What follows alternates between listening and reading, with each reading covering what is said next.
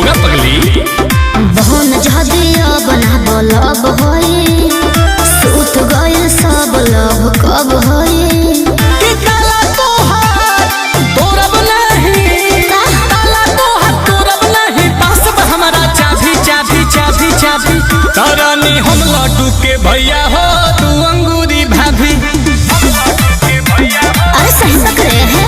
ए रानी हम लड्डू के भैया हो तू अंगूरी भाभी। अरे सब का बोलते हैं तो हालियावो हालियावो हालियावो हेले सटना तो बढ़ता बेताबी। ये सब का बोलते हैं हमको समझ में नहीं आता है।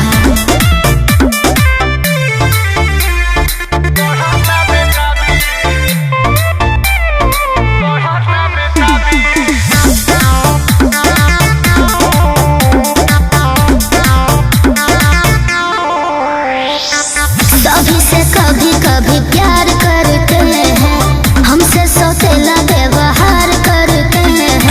अरे हमारी रसमलाई क्या बोल रही हो? देखिए हंसे मत।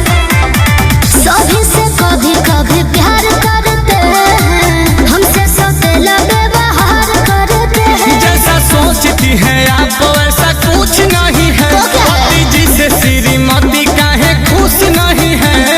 सारी तानी ऊपर पेन्हा, सारी तानी ऊपर पेन्हा, लौटावे ना भी ना भी ना भी ना भी। रानी हम लड्डू के भैया तू अंगूरी भाभी। की रानी हम लड्डू के भैया हो तू अंगूरी भाभी।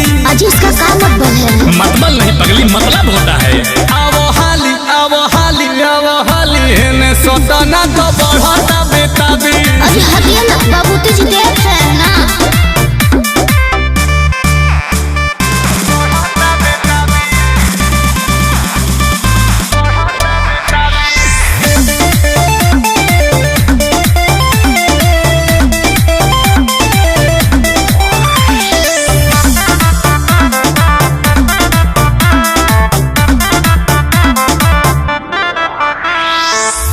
कमल ऐसा क्या देखे है या सुतोष में, रहते हैं घर पर नजर है पड़ोस में। हाय दया गजबे लाइटर है। अरे लाइटर नहीं राइटर होता है पगली।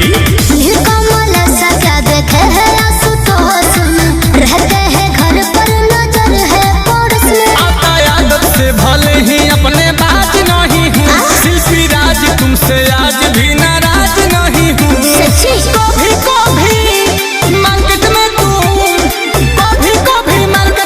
हो जाती हो हावी हावी हावी हावी। कुछ भी बोल। रानी हम लड्डू के भैया हो तू अंगूरी भाभी। अजी सही पकड़ रहे हैं, अजी सही पकड़ रहे हैं। तो रानी हम लड्डू के भैया हो तू अंगूरी भाभी। ये क्या बोलते हैं? कि आवो हाली हेने सोटना तो बढ़ता बेताबी। ए लड्डू के भैया नहीं मानेंगे। सही पकड़ी है पगली।